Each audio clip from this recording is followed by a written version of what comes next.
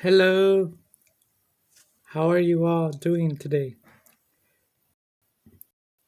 As I upload this transmission to on YouTube, and I know I have this file, and I have a message for those who are struggling right now with anything that you may be undergoing that may be harmful, or you may be laying in bed sick or recovering from any other illness. You guys might also have been contaminated by the COVID-19, any form of it. Doesn't matter if it's actual first COVID-19 or the second one or the third one or the fourth one. But I'm actually also been watching and keeping up with the news and what's been going on around the world. Not just what's been going on in Russia with the war against the Ukrainians, and also with the different corruption from the governments around the world too.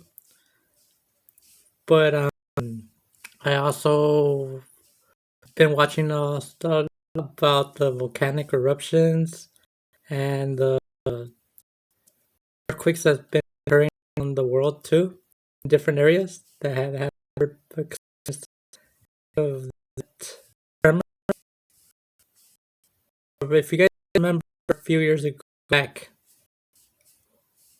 when the tsunami started happening, none of that wasn't going on around before, but all of a sudden they started occurring. And I know by me reading and understanding and just evaluating my life and and also according to what the Bible says, um, I started to really think about it in both perspectives, and I see that it has that the Bible does have to do with what's been going on in the world, and that's what God has spoken to us. And to keep you guys up to motivate you all, I have a word that's in John 13, 34 to 35, that says that if you love one another,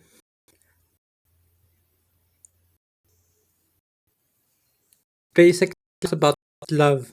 To basically, it's a command from Jesus Christ before he was resurrected back to the God's kingdom. And it said that, well, basically, he told us and left us a message. It's actually a command because it's written in red. Anything written in red in the Bible, it basically means that it was spoken by him. That's what it's basically stands for, most of those red words and letters. And because none of the other word is not in red, but his what he said was is written in red. But if we love one another, God is basically telling us and giving us a command to love one another as he did, because if we love one another, we will show the world that we are his disciples. If we love, what basically means, as long as we continue loving one another, not have any hatred and vengeance in our hearts, or any feeling of hatred or getting back at each other, it means that we are his disciples, basically meaning we are his students, in other words. and he tells us again that if we love one another, that he's calling us students, in other words, and he's telling us to do this because you guys don't know. Throughout the whole Bible, it talks about sin and the commandments, the laws that he gave his people, which are the Israelites, but didn't see that what he was calling out to do is not just to follow him and to believe in, because he most through the test where he spoke to him from a burning bush and led him to go back to Egypt to speak to the Pharaoh to let his people go. In other words, to let the Israelites leave Egypt to the promised land. And the Pharaoh wasn't really letting him nor listening to him or to what he was telling him. And both him and Aaron present themselves to the Pharaoh, and they went on continuously to him and gave him many different signs and telling him and his officers, the ones in charge of his kingdom, and he wasn't really listening to him. To But after a while, he started after he turned after Moses turned the Nile into blood, and basically sent the angel of death to fall upon of the Egyptians and livestock, then killing every firstborn. It basically made Pharaoh really think about what Moses and Aaron were telling him, and basically gave them the order to leave.